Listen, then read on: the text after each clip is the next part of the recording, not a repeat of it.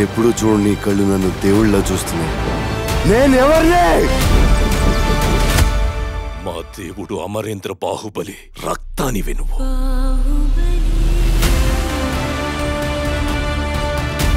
నా ఇద్దరు బిడ్డలకి ఈ సింహాసనంపై సమాన హక్కుంది. పెరిగి పెద్దయ్యాక ఎవరు మహావీరుడవుతారో, ఎవరు దేశ ప్రజల మన్నన పొందుతారో వారే మహారాజు అవుతారు. బాహుబలి నేను చూశాను. చచ్చిన వాడు ఎలా వస్తాడ్రా?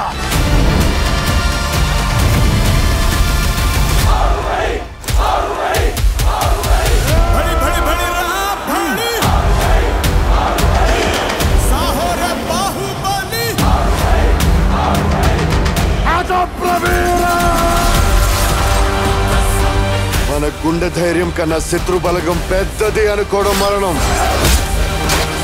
ఆ మరణాన్ని జయించడానికి నేను వెళ్తున్నాను.